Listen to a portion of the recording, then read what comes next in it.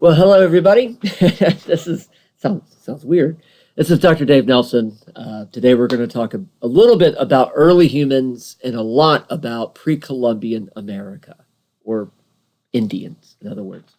Right off the bat, I want to apologize that I'm making you do this. I know nobody wants to sit at home or in the library listening to me talk. And here I am sitting in my house early on a Friday morning recording this, and I'm telling you, I don't want to do this right now, but we need to get it done. So, by the way, feel free to hit pause if you need to take notes, and I'm going too fast because I'm trying not to make this too long. Also, I got the sound jacked up, so your ears, I may be blasting your ears right now. So again, of course, feel free to turn the sound down. And then the one good thing about doing this is that, unlike in the classroom, you can pause me. you can back me up. You can have me repeat stuff. So anyway, and again, once you listen to this, if you have questions, you can always ask me in the classroom, or you can always email me. Okay, so let's go ahead and get started. What we've already talked about is a little bit about the natural world. We've talked about the continent of North America. We've talked about mountains. We've talked about weather. We've talked about oil, climate change, the Ice Age. Our next big step, of course, is to get to Native Americans.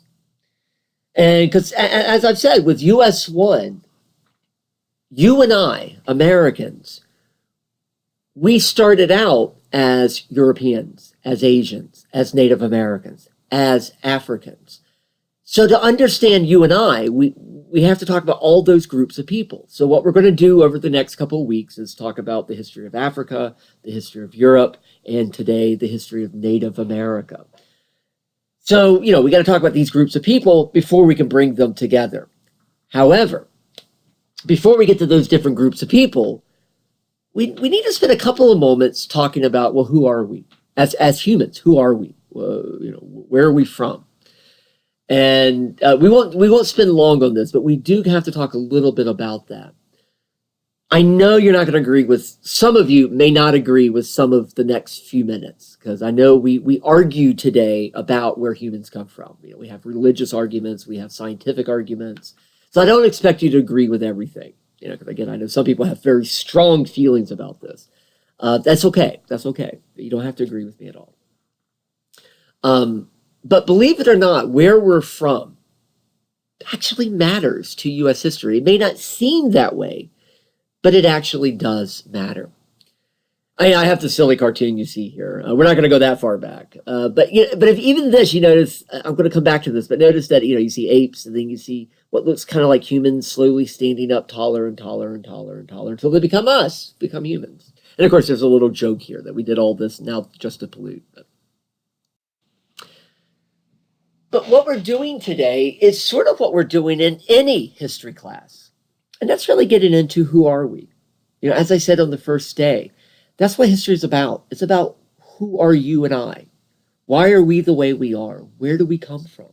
Some of these questions we can't answer historically. Why are we here?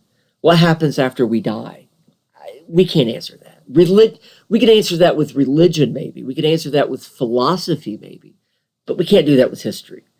But we can still answer this question, at least a little bit, of who we are, where we come from. When do we get here? And that's what I want to look at today a little bit before we get to Native Americans. Also, there's another question I want to deal with for a couple of moments in our lecture today. And that's something of what makes us human. What's the difference between us and other animals? Because we'll see in a moment, we're not completely different from other animals. We have some similarities. So what makes us uniquely human? And that's another question that I want to talk about today. And I do have an answer to that. But again, a lot of times people talk about, okay, what makes us human? What makes us unique? And, as I just mentioned a moment ago, sometimes people talk about the fact that we stand upright. Most other animals walk on all fours, or even apes walk on their knuckles. They lean over and walk on their knuckles a little bit. We're the one animal that stands upright. And a lot of people think that makes us uniquely human. But most of you are probably sitting down right now. Listen to this. Are you suddenly not human because you're not standing? Of course not. Some people are born with no legs. They're still human. So this idea that standing up somehow is what makes us unique, it's kind of funny in a way, because it obviously doesn't really play a role. Not only that, but we can look back at our past, look at our ancestors, and you can see they were already standing up. The earliest ancestor that we can identify is called Australopithecine. Australo means south, like Australia means land in the south. So Australo means south. Pithecine, sounds like I'm cussing. Pithecine means ape, so southern ape. And it's called that because it was discovered in South Africa back in 1923. But they date to over 3 million years ago. I've even seen dates that go back over 4 million years ago. And all they were chimpanzees, pretty much, that walked upright. That's all they did. They just walked upright. They weren't smart. They weren't in any way human, other than they stood upright. But they are our oldest ancestor. We do have a direct line back to them. Here's a picture from a museum exhibit. It shows one of them has his arm around the other one like they're on a date. There's no evidence of that. That's just a museum exhibit. There's really nothing, again, human about these guys, except they stood upright. Here's the important part, though. They're in Africa. So our earliest ancestor is from Africa. But even later ancestors, like Homo erectus, which, when you're in high school, everyone giggles at that name. But Homo erectus just means upright man. And they're pretty interesting because they actually, the males stood as tall as 6 feet tall. The females were about 5'2", 5'3", 5'4". So not that different from you and I. Their brain size was about the same size as our brains, by the way. Size doesn't always, like lots of things in life, size does not always matter. But they weren't necessarily as smart as we are, or even that human. But they did stand upright. They had big brains. They did use tools and things like that. By the way, before I go any further, they did come out of Africa, but they are the first of our ancestors to spread out from Africa. So, they're in Africa, but some begin to move into Europe, begin to move into the Middle East, Asia, and Australia. Not the Americas, though. Why were they moving? Probably just following food. We know they hunted animals, so they were just probably following the animals as the animals were moving around. But something else about Homo erectus that, that's interesting. Sometimes people say, okay, this is what makes us human. We make tools. That makes us human. We make tools. And if you think about it, right now, you're listening to this probably with headphones. You are writing with a pencil or a pen on paper. Hopefully you're taking notes. You're supposed to be. And you're probably watching this on a computer. Maybe you might be doing it on an iPad or a mobile phone. All of those are tools. All of those are tools that humans created. So yeah, it seems like absolutely this is what humans do. But then you stop and think for a moment. You're like, wait a minute. There are other animals out there that use tools. You can think an otter uses a rock to crack open shells with. A beaver will build a dam, cut down trees, build a dam. Birds build nests. Ants build anthills. Spiders create webs. An elephant will pick up a stick and scratch its back with. Those are all tools. Of course, you might think, okay, wait a minute. There's a difference. Birds and spiders are born knowing how to do that. You and I have to learn how to talk. We have to learn how to walk. We have to learn how to make all this stuff. You're in college right now to learn things. So we're not born knowing how to do it. And that is a difference. The other thing is, you might think, okay, in most of those cases, they're not making the tool. They're just picking up something and using it. So either they know how to make something, that they're born knowing how to do it, or they don't actually make anything. And so you think, okay, that's a difference. So the fact that we make tools, yeah, that makes us uniquely human. And the problem is, if you look back in the past, turns out our ancestors made tools. Even Australopithecine made some primitive tools. These are Homo erectus tools. They go back over 1,000,000 years ago. And then if you look at other animals, such as our nearest living relative, which is the chimpanzee, we share about 98 to 99% of our DNA with chimps. We're very closely related. And by the way, and we're not chimps. I mean, we're still very different from chimps. And yet chimps not only use tools, but they make tools. Like right here, you have a chimp who's using a tool that he's made. He went to a tree, broke off the branch, ripped off all the leaves. I mean, that is making a tool. And he's using it to dig out termites to eat. Not only that, they're not born knowing how to do this. Their mothers teach them how to do this.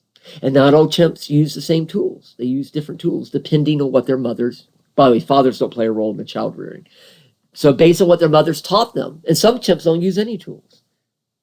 So they're kind of human-like, but they're not human. Of course they're not human. So in other words, tool making and tool use is not uniquely human. It is just something that humans happen to do that other animals do. We do it better than everybody else, but it's not uniquely human. Another ancestor that used tools is also Neanderthals. So we got Australopithecines, an ape that walked upright in Africa. They eventually became Homo erectus, a bigger, taller, bigger-brained ape that walked upright and used tools, also in Africa. And when Homo erectus left Africa into Europe, Middle East, and Asia, over time, they became Neanderthals. And Neanderthals are quite interesting because they're very, very human-like. Some people have even said they really are humans, just really big humans. And as you can see from this kind of corny-looking museum exhibit, they definitely used tools, they dressed, they wore clothing. Neanderthals are actually quite interesting. They date back about 300,000 years ago. That's the YA you see on the screen. That means years ago. 300,000 years ago to about 30,000 years ago. That's not that long ago. And in fact, I've read articles recently that say they may have been around as recently as 20,000 years ago. They may have been around fairly recently. And if you had a time machine and went back to 30,000 years ago, there would have been modern humans already. And there would have been Neanderthals. Isn't that crazy? Anyway, Neanderthals are called that because they were found in the Neander Valley of Germany. That's where they get the name Neanderthals. And they're found, again, throughout Europe, Asia, Middle East, Australia, but not Africa. They had very large brains. In fact, their brains, in some cases, were larger than our brains. They're not necessarily smart as us, but they did have brains even bigger than us.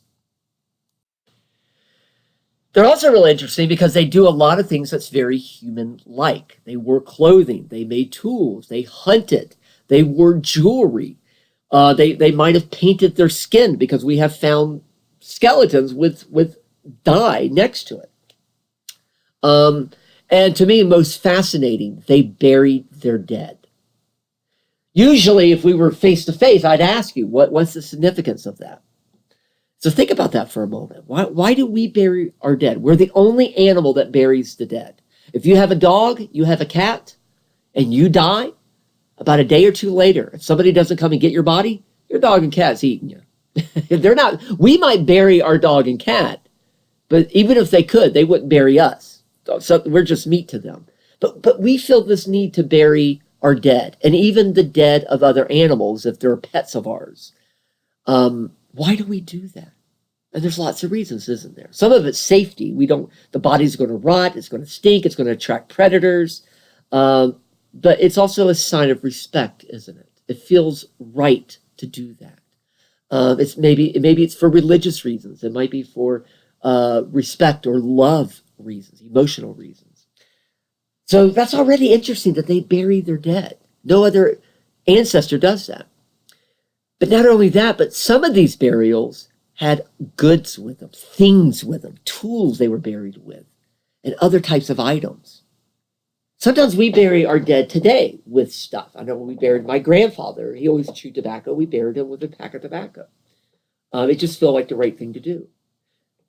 But what might that mean? If you look at humans in the past, not today, but in the past, Human cultures that buried people with stuff usually did it because they thought that they would need those things in the afterlife. So, the fact that Neanderthals are burying people with goods could maybe, I want to be careful here, could maybe meant that they believed in an afterlife, which means they might have believed in a religion. We don't know that. But that's fascinating that they might have. In other words, Neanderthals feel very human-like, right? I mean, not really, Not only that, but they might have spoken. I have the word speech here, question mark. Why do I say that? Well, because most animals can't speak. They can make noise, they can chirp, they can yell, but they can't enunciate. They can't create words like we can. Even apes can't do that. There's been experiments trying to teach baby chimps how to talk. They can't do it. They can do sign language with their hands, but they can't talk. They can just hoot because they don't have the right teeth, the right tongue, the right lips, and something called the hyoid bone. This bone right here, it actually connects to your voice box. It's your only bone that's not connected to another bone, and this is what allows you to speak. Neanderthals had the exact same tongue, lips, teeth, and hyoid bone. They could have spoken. Did they? We don't know that, but they could have. So Neanderthals are really, really interesting. And if you look at them, if we reconstructed a Neanderthal based on their bones, they could look very human-like. This could be a Neanderthal. This is a recreation of a Neanderthal. So is this. That could be what a Neanderthal might have looked like. Or this. This might have been a Neanderthal. All right, so let's move on. So we're starting to get very human-like qualities with Neanderthals. So are they our direct ancestor? Maybe. We'll see in a moment. So modern humans, in other words, you and I, when did we come about? 150,000 years ago, about. We debate on the days, but that's about 150,000 years ago. Now, these are people that look just like you and I. Same bones, same skin. Now, we don't know what color they were. They may have been dark skin, light skin, who knows. But they would have been a lot just like us. They probably didn't behave like you and I, but they would have looked like you and I. Here's the question. Where? Our first ancestors are from Africa. But then they began to move away from Africa into other places. And that's Neanderthals. So where do we come from? There's two theories. Now, I want to be careful here. A lot of people don't like the word theory. They think theory means you just made it up. A theory means there's evidence. It is based on evidence. But evidence can point in many different directions, right? You see a dead body on the floor. You see a bloody knife beside the body. That could have been a murder, right? Or it could have meant the person accidentally fell on the knife. Those are two theories. So what are the two theories of where we come from? Theory one is called out of Africa, also called multi-regionalism. So Homo erectus left Africa about a million years ago. They moved into Asia, Europe, Middle East, and Australia, like I just said. And in those separate areas, they became Neanderthals, who then developed into modern humans. So in other words, we humans emerged in more than one region. Africa too, but Africa, Europe, Asia, Australia, Middle East. And that could explain why we all look a little different from each other, why we have what we call races. Dark skin, light skin, brown hair, kinky hair, straight hair, whatever, all the different races. This could explain that we're all human, but this might be why we all look a little bit different from each other. And I always kind of like this idea. I'm going to come back to this in a moment. The other theory is called out of Africa 2. And it's really the same thing. It says, Homo erectus left Africa, became Neanderthals in other areas. But here's the different part. That in Africa, and only in Africa, is where modern humans come from. And then we left Africa and we replaced Neanderthals. So it's called out of Africa too, because not only is it because we're from Africa, but meaning our ancestors left Africa twice. Homo erectus left once, and then we left later to replace the Neanderthals. I never liked this one, because I like Neanderthals. I thought they were cool. And I like the idea that they're our direct ancestor. This one implies that they're not direct ancestors, that they're more like a cousin to ours. So which one's true? Because the fossils, the bones, support both theories. And by the way, theory one, stop and think about that for a moment. Theory one, if it turns out that we are all from different areas, that could mean that we really are kind of different from each other. That races, that really is something, that's a real difference. And you think, okay, so what? Well, think about the implications of that. If somebody who's a different race than me, if their ancestors came from a different place from me, like, going back 1,000,000 years, and they developed differently from me, then it really kind of says that they're not really me, that somebody of a different race is truly different from me. And therefore, is it really wrong if I pass a law saying that we should be segregated? Is it really wrong if I pass a law that says that we shouldn't be allowed to marry each other? Is it wrong that I enslave that person? Because they're not me. They're not human. They're not the same human that I am. Or heck, maybe I could just exterminate them. In other words, I just described segregation, slavery, and the Holocaust. And if you look at those things, slavery, segregation, the Holocaust, that's how people who did those things, that's how they argued those. They said, we are not the same as those people. Therefore, we don't have to be around those people. We don't have to treat those people like we treat ourselves because they're different from us. So again, getting back to that question of who are we? That's a really deep question. And the answer has really strong implications. So what's the answer? Well, there is a type of evidence that does answer this. And that's DNA. If you look at the bones and you look at the DNA of humans, it points towards Africa. It turns out that out of Africa too, this theory on your screen, this is the one, that's the right one. The other one isn't what happened. This is actually what happened, based on bones and the DNA. We're all from Africa. Modern humans began in Africa. And the racial differences that you see today are very recent. And they're not that meaningful. We really are all modern humans. So even though the dates, we can argue about the dates a little bit, but this is really how it worked. Modern humans began in Africa, and then they slowly moved out of Africa to everywhere else, and then eventually to the Americas, which we're about to get to in a couple of moments. But does that make us human? The fact that we just look like you and I? Not necessarily. So what makes us human? So here's my answer.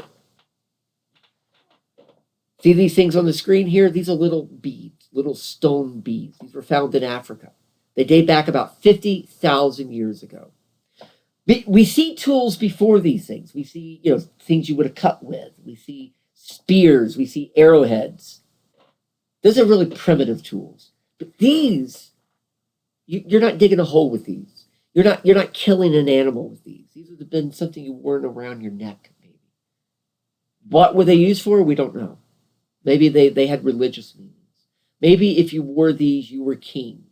Maybe they were just pretty. They were just cool looking. Who knows? But this is something unique. This is something beyond just basic tool making, like what a chimp would do. This is getting into what a human would do. In other words, about 50,000 years ago, we see evidence of creative thought, of imagination, what we might call art, beads, figurines, paintings on a wall, burials with things like this. There's a reason why when you take classes about art or literature or music, we call it humanities. This is what makes us human. Everything that we do comes from this.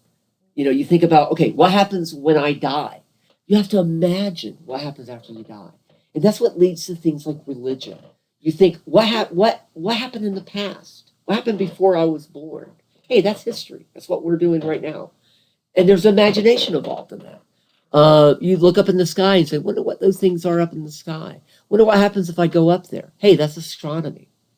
What happens if I mix these two things together? Hey, that's chemistry.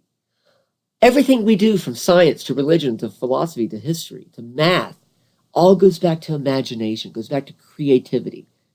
That's what makes us human. And why do we start doing this? Who knows? But something in our brain changed about 50,000 years ago. Our brain became more complex. We're not really sure why. There is a theory, because there's something that we humans do that no other animal does. We cook our food. No other animal cooks their food. We cook our food. You're thinking, so? Think about that. Cooking our food does a lot of things. It allows us to keep our food longer, because we can smoke it, we can cook it. Suddenly food doesn't rot on us. You know, if you have a piece of meat, it's going to go rot. It's going to be bad in a couple of hours without refrigeration. But if you cook it, it'll last a lot longer. Not only that, but that allows us to eat plants that we normally can't eat. If you cook it, it softens them, we can eat them. By cooking, we are getting more food, we are getting better food, and we're getting more proteins, and our brains are getting smarter. So cooking leads to more intelligence, and that leads to creative thought, and that leads to better tools. And then after that, we start moving around. About 40,000 years ago, we start moving all over the earth, and we start creating little cultures all over the earth. But it all goes back to art. It all goes back to creativity. So again, that right there, this is the earliest evidence of culture, the earliest evidence of art.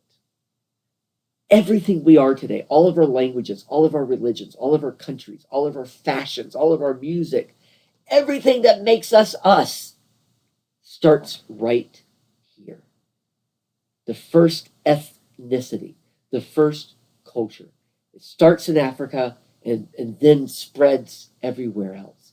And again, I keep saying that because the fact that we began in Africa does matter. And we will see later in this class why that matters. It really does there's a point to this. All right, this is the one thing that doesn't seem to fit anything else, but I do want to talk about it just for a second. Because, you know, we've been talking a little bit about race, and race will play a role in this class. How Europeans treated Indians, it's based on race. How Indians and Europeans treated Africans is based on race. How Europeans were treated by everybody else is based on race. When we end this class, it'll be about the Civil War, and that was about slavery, and that was based on race. And race is something that we don't really talk about. Everybody says we do, but how often do we actually talk about what is race? So I don't have time to go into this, unfortunately. I do teach a whole class on this if you're actually interested. I do a whole class on race, but I mean, a whole semester. But very quickly, I do want at least to define race, because I find if I ask people to define race, everybody defines it differently. So here is our definition for race. Race is the perceived physical, biological differences between people. Perceived is the key word there. In the US, us, in other words, it's based on visual differences, like color, the shape of your nose, your type of hair you have, whatever. But I would argue that more than that, it's based on your heritage, where people think you're from. Okay, use me as an example. You guys have seen me already. I think most of you would say I'm white. Okay. What if I told you that my dad was Samuel L. Jackson, an African-American actor? My mom's white, but my dad's black. And I could prove it to you. DNA, blood tests, all that. Do you still think I'm white? A lot of you would say no. In fact, I bet all of you would say, no, you're not white anymore. A lot of you would say I'm mixed or I'm biracial. A lot of you would say I'm black. You know, that shows that, again, even though I look exactly the same, but now knowing my background, you now have a different assumption about what I am. Not only that, but think about in this country, you can have an African American many different ways. 2 black parents, 1 white parent, 1 black parent, you know. Doesn't matter. You're still considered black. but you can only have a white person one way. You have to have two white parents. That makes no logical sense, no biological sense. But that's how we look at race. So in other words, race isn't really biological. Yes, there are physical differences between people. But does that, really make us different races? Not only that, but if I ask you, name all the races in the world, we Americans would say black, white, Asian, Indian, and then we run out of words. We're done. If I was to ask a Brazilian to name all the races, they would name over 40 races.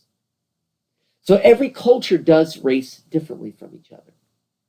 And the whole idea of race as a concept only began in the 15 and 1600s. And it began when Europeans and Africans came to the New World.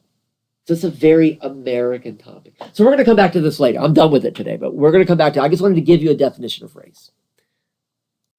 Okay, finally, the topic we're supposed to be talking about today. We're a half hour into it, and I'm finally talking about Native Americans, so pre-Columbian America.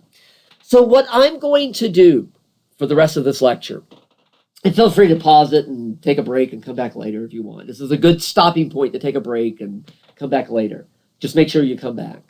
But what I'm going to do today, we're going to talk about 4 different Indian cultures, 4 different Native American cultures in order from the first culture to the last one up. And we're going to end at 1500. We're going to end at the time when Africans and Europeans came to the New World. So we got to get these guys up to 1500. But I call this Pre-Columbian America.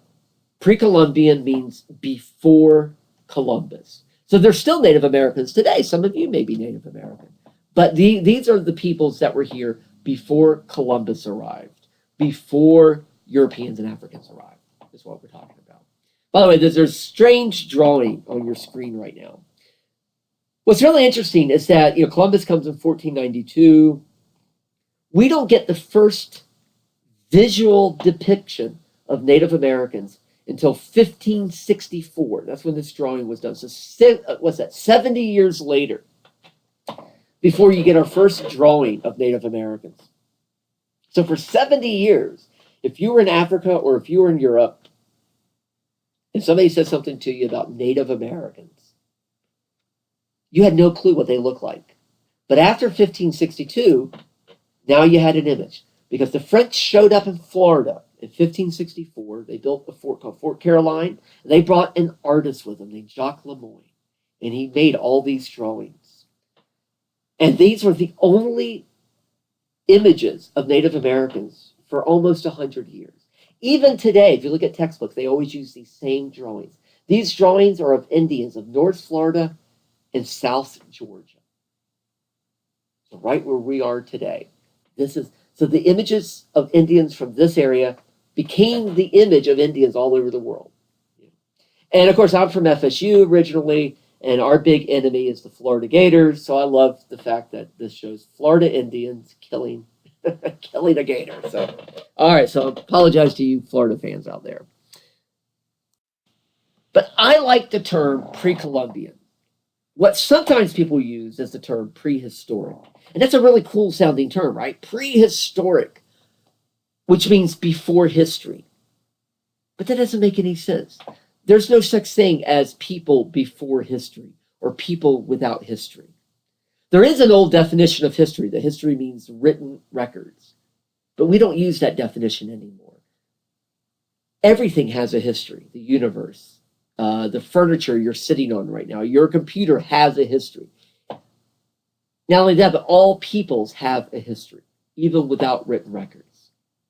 So, of course, these pre-Columbian peoples have a history. But we don't use written records for that.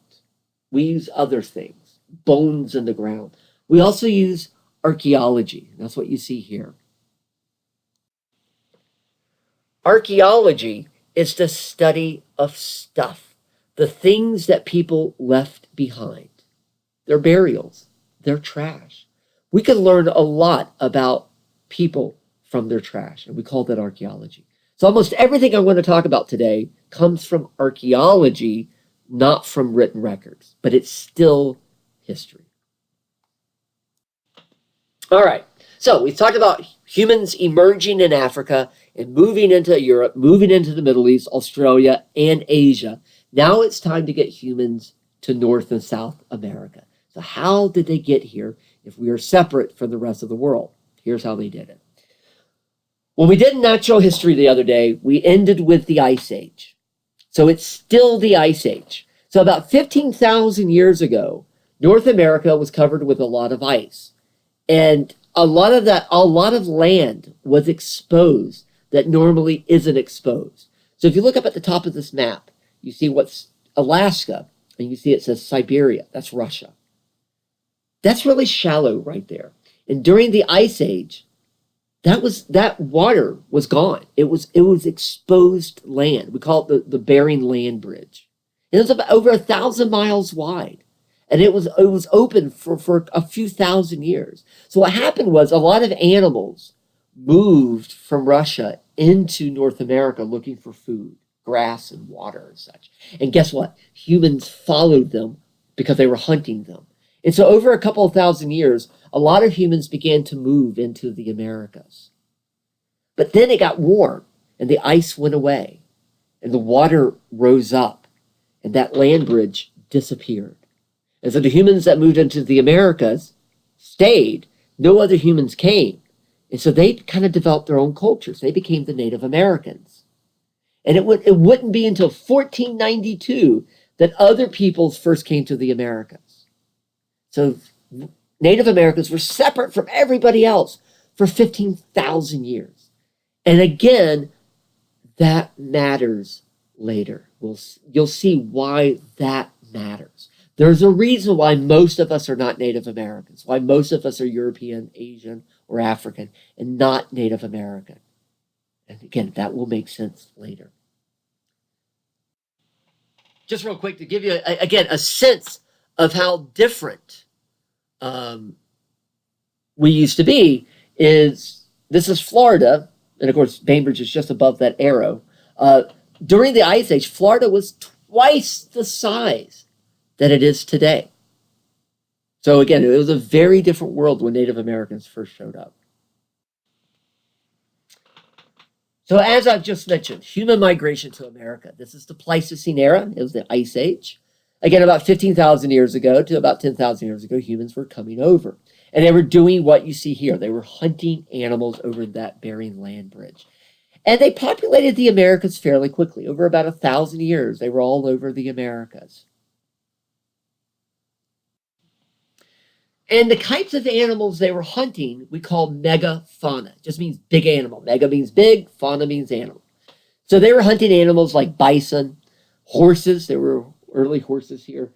But they were also hunting animals that aren't here anymore, like mastodons and mammoths and saber-toothed tigers and giant sloths, giant armadillos that were literally the size of small cars today.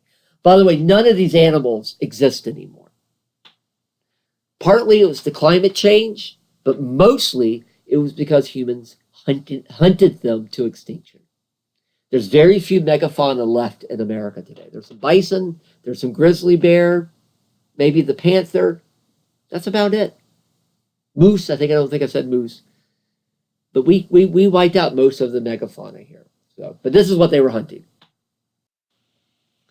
So, as I said, we're going to talk about 4 Indian cultures. This is number 1. So you write in 1 there. Paleo-Indians just means old Indian. Again, 15,000, 12,000, whatever, 10,000 years ago, we have Paleo-Indians. And they were around for quite a while. They were found throughout the Americas. And we know that because throughout the Americas, we find the exact same stuff. They're also nomadic. That means they moved around a lot. They didn't stay in one place. How do we know that? We don't find many buildings. And also, when we do find evidence of Paleo-Indians, we don't find a lot of stuff. When you move around a lot, you don't make a lot of stuff because that's really hard. Humans are lazy. That's a law of humans. We're lazy. We always take the easy route out. So if you're moving around a lot, you don't have a lot of stuff. We don't find a lot of stuff for Paleo-Indians. Yet we know they were all over the Americas. So again, we know they were moving. And that makes sense because they're hunting animals. There wasn't a lot of political organization. What that means is that there wasn't like chiefs and then other leaders, and it was everybody was egalitarian. That's not, if you don't know what that means everybody was kind of equal. How do we know that? Burials. You're treated in death as you are in life. It's true. You're treated in death as you are in life. If I died right now, most people probably wouldn't care. The people might be a little sad for a couple of days, and that would be it. But if I was famous, if I was rich, if I was powerful, it would be a big deal. You go to Europe, you'll see big tombs of all the kings. You go to Egypt, you see these giant pyramids. And even here in America, later, you'll see burial mounds.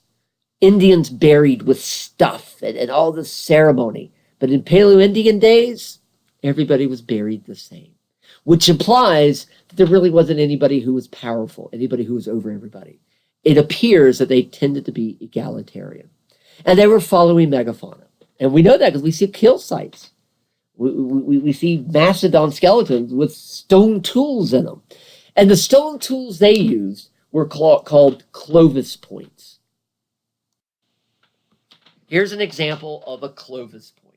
It's called that because it was found in Clovis, New Mexico. In fact, it was first found with one of these embedded in the skull of a mastodon, because these were very, very effective tools for hunting. You can see how big they are.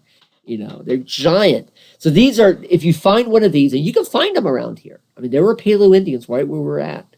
If you find one of these, you have found a Paleo-Indian site, because only Paleo-Indians made these, because these were specifically for megafauna. And again, Paleo-Indians were very, very good hunters. And by using organization and using things like trap falls and using Clovis points, they were very effective hunters. And as I said, megafauna disappears because of Paleo-Indians.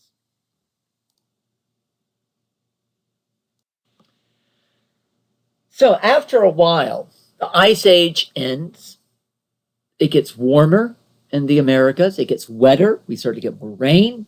We start to get lakes. Because when the Paleo-Indians were here, there weren't hardly any forests at all, despite that picture you just saw. There weren't many lakes. There weren't many rivers. It was mostly just, it was very dry.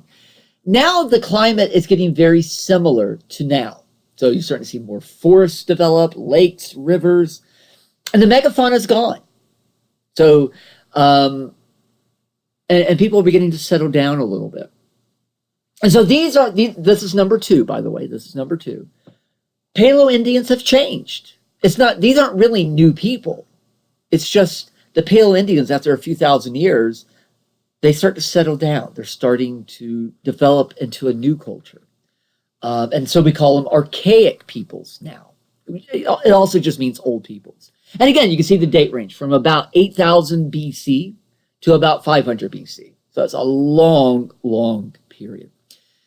They also were found throughout the Americas. So whether you're in Canada or the US or Brazil or Chile, you would found archaic peoples this far back. They were beginning to settle down. Now, they still moved around a bit. We can tell that. But generally speaking, they were starting to live in one spot. We know that because we do see evidence of structures. We see more stuff. And the main stuff we see is pottery. And I'm going to talk about that in a moment. That's actually pretty important. But we start to see the development of pottery during the Archaic period. And of course, no megafauna, so now they're hunting rabbits and deer and, smaller animals. They're doing even more gathering. They're not quite farming yet, but now they're gathering nuts and berries. So we're just seeing a little more intense food gathering. And we could tell they're starting to organize a little bit more. We're starting to see more leadership. How do we know that? Burials. We start to see people buried in more elaborate ways. So in other words, you got some people buried in a mound with a lot of stuff, and then we see other people buried in a very simple grave. Again, showing that some people were above other people. So we're starting to see much more development in the Archaic period. Let me go back to pottery just for a second. Because most people who like this stuff love arrowheads. They think, oh, the arrowheads are cool. We're going to put them in a frame, put them on the wall. And they look cool. But to be honest, most arrowheads are the same. For historians and archaeologists, what we like is pottery. You know, it's boring to most people. Pottery is fascinating because not only is the clay, you know, different depending on where you're at. So if you find a pot, you can kind of tell where those people came from. But of course, over time, pottery becomes much more complex. You can see a drawing here of a Native American woman. As she's making a pot, she's putting designs on the pot before she fires it. And so what you start to see are different designs for different peoples. Just like today, you can look at a car and you can tell when that car was built just by looking at it. A car from the 30s looks like the 30s. A car from the 50s looks like the 50s. Not only that, but if you see a car from the US, it usually looks different than a car from, say, England or a car from Japan. Same thing with pottery. If you find pottery, pottery looks different over time. So pottery, you can date sites with pottery. Plus, you can tell different cultures based on their pottery because every culture had its own type of pottery. So from pottery, we can trace where people moved. And again, we can date sites. In other words, there's a lot of information in pottery that you can't use with an arrowhead. The other thing about pottery, it is a really good sign that people are settling down. Because if you're moving around, you're not going to carry pots with you everywhere you go because they're heavy. It's like carrying a bunch of plates around. And also, if you're moving around a lot, you're not going to make a new pot every time you stop. You know, it just takes forever. We're lazy. Again, we're lazy. So we're not going to do that. So the fact that we're starting to find pottery, again, is a really good sign that people are settling down. And we really shouldn't know that much about archaic peoples because they're from a long time ago. Let's imagine I died and you took my body and you threw it out in the woods.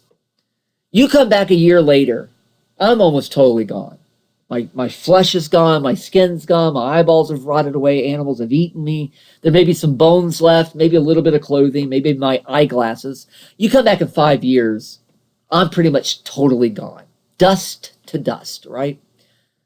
So it's very rare to find bones from a long time ago. I keep talking about burials. Burials are actually kind of rare. You rarely find burials because most of the time it just goes away.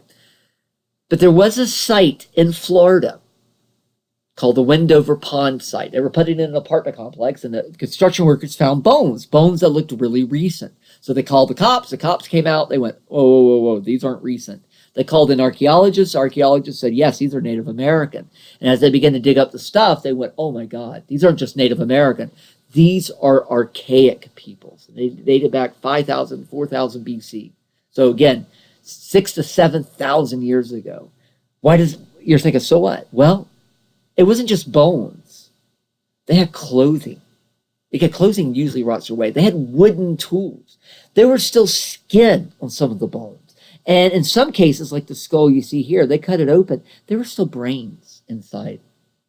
It's a fascinating sight. So we have a pretty good idea what archaic peoples look like, what kind of clothing they wore, what type of burial practices. These were people buried on the bottom of a pond. We know a lot about archaic peoples because of this one site. So we actually know more about them than we really should.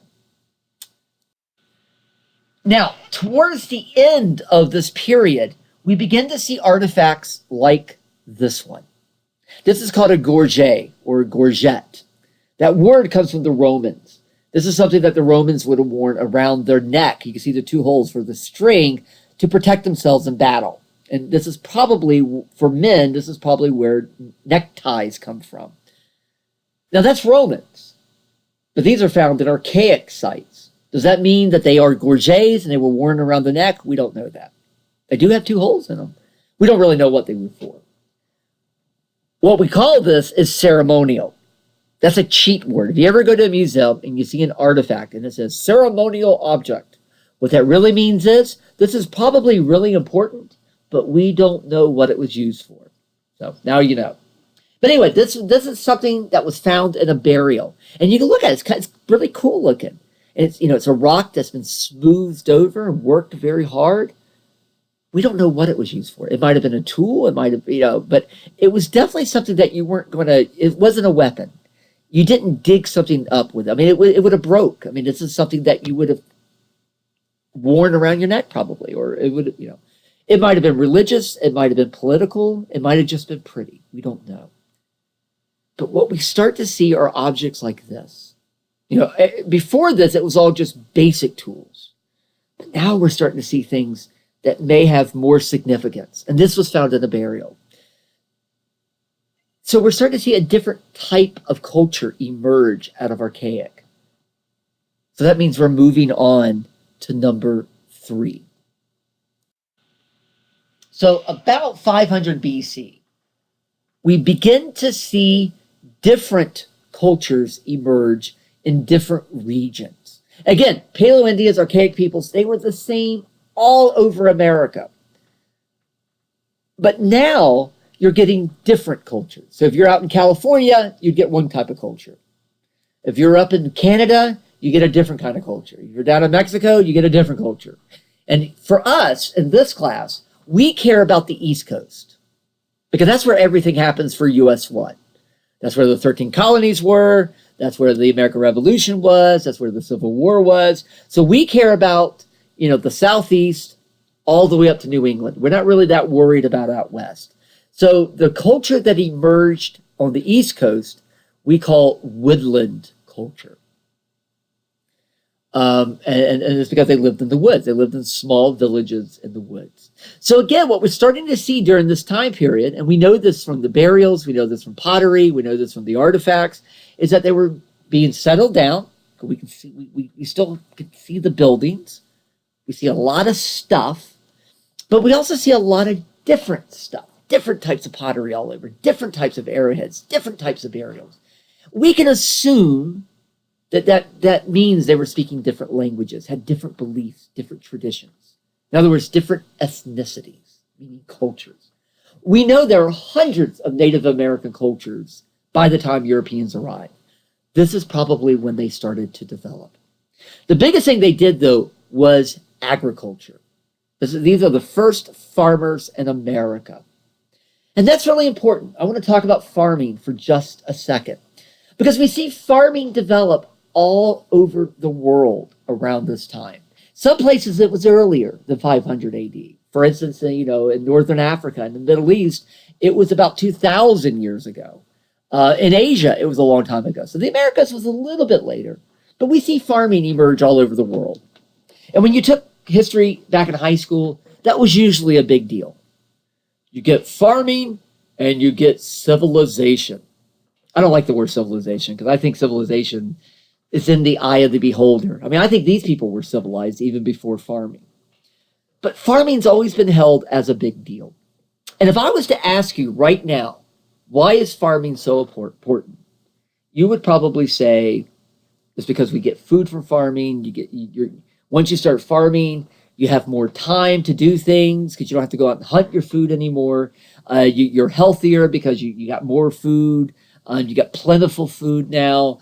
And the idea is that now we have time to go do stuff and when we live longer. What's interesting is that at first, when farming first developed, it was actually just the opposite. We actually had less food to eat because we had to depend on farming. We quit hunting and gathering and we only farmed. And so if there was a drought, you're in big trouble. Not only that, but you had to know what you were doing. Farming is hard. And so you had to have leadership to tell us what to do. So this is when you start getting the development of leaders and chiefs and such. And some people are the leaders and some people are the workers. So for some people, life got harder with farming. Also, at first, we see shorter lifespans because it is a lot of work. And you also see more warfare because if you have good land and you're growing food, that means other people are going to come and want to take your food. So you got to defend your land. You got to put fences up. You got to know how to fight. And again, if there's a drought or a flood, you might be starving because you're depending on farming now. You're also going to live closer together because, again, you're going to be on the same land, which means it's also more diseases. Plus, you might be starting to have animals living with you, livestock, and that's also going to spread more diseases. So in the short run, farming actually was really, really hard. Today, it's great, but at the beginning, it was tough. So farming brings a lot of changes with it. And some of them were kind of negative. Again, a lot more pressure, a lot more work. Hunters and gatherers spend about 20 hours a week. That's it. Farming, you might spend 80 hours a week farming. So it's more work. You got to have more knowledge. You also got to know when to plant your crops and when to harvest your crops. So you got to keep track of time. And of course, there's some things you and I can't control. We can't control the weather. We can't make it rain. We can't make it, cold or hot. But there's a way to try to do that, isn't there? It's called religion. You can pray. You can do rituals. So what I'm getting at is, even though there was religion before farming, once farming develops, you see organized religion develop. So that's pretty darn important too. So leadership, labor, trade. We start trading with people. We're growing corn. Somebody else is growing beans. We might trade. So the development of economy and the development of religion. So farming is really, really important, but not necessarily for the reasons that you think it is. But it brings a lot of changes. And again, we see this with Indians. We also see this with Africans. We see it with Asians, and we see it with Europeans. Everybody starts farming, and everybody changes. So it's really important. Now, again, for Native Americans, they didn't have livestock. No horses, no cows, no chickens, no goats. And that's important. We'll talk about why that's important later. It's another reason why most of us here are not Native Americans, but instead are Africans and Europeans. The fact that they did not have livestock plays a role in that. And we'll come back to that later. So just remember that. But they did have a lot of crops. And the main crops were maize, corn. That's an Aztec word. We say corn nowadays. That's an English word for it. But maize, beans, and squash were their main crops. They still hunted, by the way. Since they didn't have livestock, they still hunted. This is one of those French drawings of Timucuan Indians, that's Indians from Florida, hunting deer. And to stay on this farming thing for just a second, Native Americans are important, partly because they were the first ones here. And of course, they're still here. And they were here for thousands of years before everybody else got here. So that's important in itself. But they're also important because of this. It's funny today, everybody talks about genetics and genetic modification. I don't want any genetically modified food. That's totally unnatural. It's terrible. Well, you know what? Most of the food you've been eating your whole life is genetically modified. Most of the plants that you eat, like eggplants and Brussels sprouts and carrots and cauliflower and all of that, guess what? Those aren't found in nature. They're human created. They may be versions of them in nature, but the plants that you and I eat, even apples and oranges, those aren't really found in nature. We humans have been cultivating plants for thousands of years, and we have changed plants.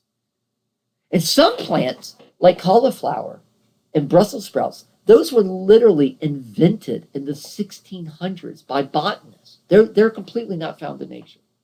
Native Americans did the same thing. Corn is not found in nature. It's only found on farms.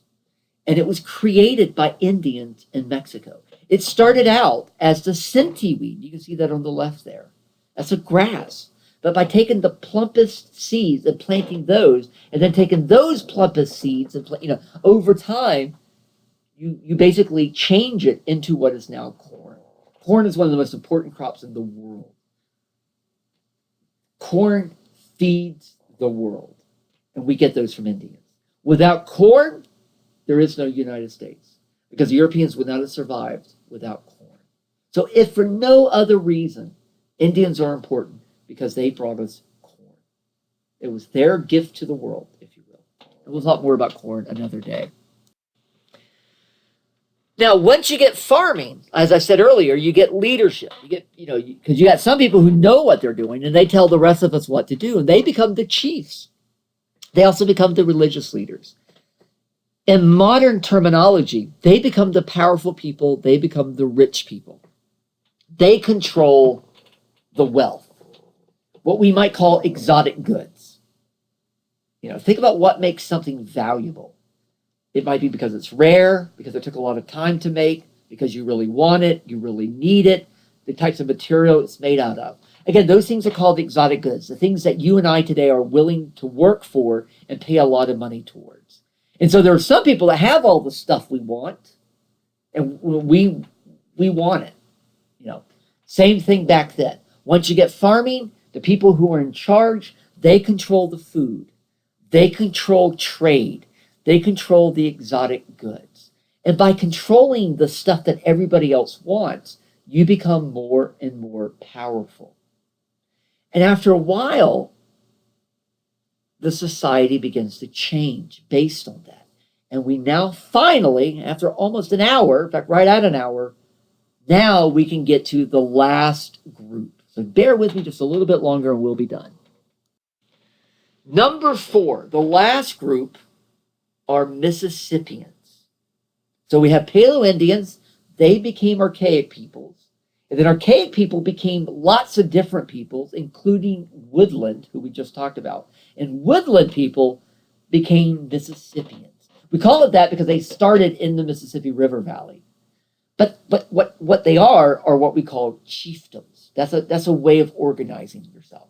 So in other words, they were led by chiefs, which were really like little kings. These guys were incredibly powerful. You know, earlier we talked about Paleo-Indians being egalitarian, meaning everybody's kind of equal. These guys are just the opposite. They were highly stratified societies. That means there were a lot of layers to their society. So you had people who were chiefs, and by the way, these chiefs were the leadership tied to religions. These chiefs were practically gods themselves. They literally portrayed themselves as gods. And when they died, people would build big mounds to bury them. And sometimes people were killed to be buried with them. Man, that's power. So they had chiefs, they had religious leaders, they had military leaders, farming leaders, they had workers, and they even had slaves. Again, this is a highly stratified society and a very powerful society. This is also a very military society, lots of warfare, because they're trying to control all those goods. They traded for thousands of miles. Here's the question. Okay, here we are today, 2015. We're Americans. Most of us are Europeans, Asians, or Africans. Very few of us are Native Americans. We don't speak, for the most part, Native American languages. We don't see Native American restaurants. We don't see many Native American celebrities. And you think, why? Why are we all Europeans and Africans and Asians, not Native Americans? What happened to Native Americans, especially considering how powerful they were? So keep that in mind. I'm going to keep talking about Mississippians. So keep that in mind. What happened? Because these are not pushovers. These are tough people. So here's a typical Mississippian village. This is a very tiny one. This probably had a couple thousand people living there. Some had 10,000 people. That's Bainbridge. Some had 20, 30,000 people. There was even a couple of places that probably had 50,000 people. Most towns in Europe had a couple thousand people. So again, why are we all Europeans and Africans and not Native Americans? So here is a typical Native American village, Mississippian village. Notice they're near a river, so water. You have a big open space, a big plaza space for playing ball games and for trading. You see one big building where the chief would live. You can see the farming. But the thing that really stands out is a big fence right in the middle of it. That's called a palisade. And you see what looks like a ditch or a moat in front of that. That's a sign that these guys are fighting a lot of war. They have to protect themselves from enemies. Again, these are powerful people that are used to going to war. And they're also trading with people for thousands of miles. They're trading seashells from Florida all the way up to Ohio and Oklahoma. And from Oklahoma and Ohio, you're getting things like copper and gold and flint and rocks coming down. So again, down in Florida, we don't have many rocks. So Indians here, we're trading seashells, for instance, with people from up north to build rocks for build tools. In Georgia, you find copper tools found in burials. Here's another copper jewelry. This is a needle used to make clothing with. Here's jewelry made out of copper. That would be, status symbols. You're powerful, you get one of these. And these status symbols, we have these today. I mean, like that pot, you're probably never actually using that pot for anything. It took a long time to make. It's very elaborate. It's kind of like today. People have dishes that they don't ever eat off of. Some people have a piano in their house that nobody can play the piano, but yet they still have a piano in their house. Things that you never use, you never touch, you have them because they look cool. It's like a status symbol. I mean, why do you need a big fancy limo if you're famous? It's still just a car, but it's a sign that your status. Why do you need a Rolex watch? It's just a watch, but it's a status symbol. We see lots of status symbols. People who are very, very powerful back then. Here's another status symbol. This is another French drawing. This is from the early 1600s. And this was called the Sun King. It was a chief being carried around. What a sign of power. He doesn't even have to walk. He's got people who would carry him like a king would. This is a reconstruction of a chief's house. This is in San Luis, a mission site in Tallahassee, Florida. The picture doesn't do it justice. It's about 4 stories tall. It's massive. You can fit 1,000 people in that structure. And again, sometimes we find little statues, little figurines that are clearly evidence of warfare. This is somebody getting his head chopped off. We see evidence of this pretty clearly. These are various objects that you find in burials and such. But if you notice on the left, you see a tracing of a person. This is from a seashell. And in fact, in this drawing, you can see the person's wearing a seashell around their neck. What most people, it's probably a chief. What most people don't notice, if you look at the guy's hand, you see a head. He has a decapitated head in his hand. He has just chopped off somebody's head, and he is dancing around with it. Again, these are very, very powerful people. These are not pushovers. So when the pilgrims showed up, how did they survive against these people? There is an answer to that, but I'll give you that answer later. Just some other objects. These are 2 statues about 3 feet tall that were found in a burial in Etowah, Georgia, probably a male and female. And at one time, these were covered in copper and gold, and they were painted. Unfortunately, all that's gone today. Here's another shell, again, a shell from Florida that was found way up in Ohio. This is, again, another design. This will be a monster to these Native Americans. This is called the Uctina. That's a Cherokee word. It's like a snake. It's like a bird. It swims in the water. This is their monsters. And you would find versions of this on pottery and such. Pipe. There was a lot of pipes you could find. They did indeed smoke a lot of stuff back then. It's not just a stereotype. I just always thought this was funny because it's a pipe of a guy smoking a pipe. So I showed you a Mississippian drawing. Here's a drawing from the 1800s of a farm in Ohio. And so look at it for a moment. See what you notice. You might notice a fence for separating the animals. You see the houses, but you might see a big hill in the background. But of course, that's not just a hill. That's a mound. The person who painted this probably didn't even realize that was a mound. That was a Native American mound. Back then, people thought, back in the 1800s, Americans thought that Native Americans, Indians, were very primitive, that they maybe weren't even fully human, that they were very simple people, which is why they weren't citizens. Native Americans wouldn't be citizens until 1924.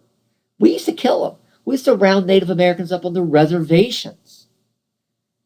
So in the mid-1800s, people began to look at these hills and go, wait a minute.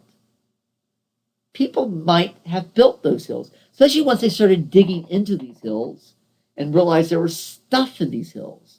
There were bodies in these hills. And eventually realized, wait a minute, a lot of these are mounds that clearly were built by somebody. And so throughout the 1800s, there was this myth of the mound builders. Who built these mounds? Of course, today you and I know the Indians built these. But back in the 1800s, they thought, it can't be the Indians. It can't be them. Maybe it was the Romans. Maybe it was the Greeks, the Etruscans, the lost tribe of Israel. Maybe it was people from Atlantis. You even hear that today. Some people think aliens built these mounds because the idea is only aliens could see these, like serpent mounds, which is the mound you see here. Here's another image of it. So they thought, well, it has to be aliens looking down. Well, it doesn't have to be aliens. It could be gods looking down. Maybe that's why they built these. But of course, today we know Indians built these. They were a much more complex society, a much more powerful society than people give them credit for today. And actually, throughout the Southeast, you see these huge mound complexes. These mounds, people would have lived on top of them. They would have done ceremonies on top of them. This has been like a downtown area. So the rich people lived on these mounds, and then all around them might be thousands of people living in small little homes, farming. In Florida, we don't have many mounds left because we've turned them all into highways, but we have a few like Lake Jackson in Tallahassee and Letchworth mounds in Jefferson County. Georgia has a few more than we do. You guys have Ocmulgee, Etowah mounds, Kalamoki mounds, just right up in Blakely. In fact, if you've been to Kalamoki mounds and you've been to the top of it, you know that's a very, very powerful site. And think about how much effort it took to build that mound. The most powerful of these, the biggest of these, is Cahokia. It is the biggest Mississippian town. It had at least 50,000 people, maybe even as many as 80,000 people. It had over 100 mounds.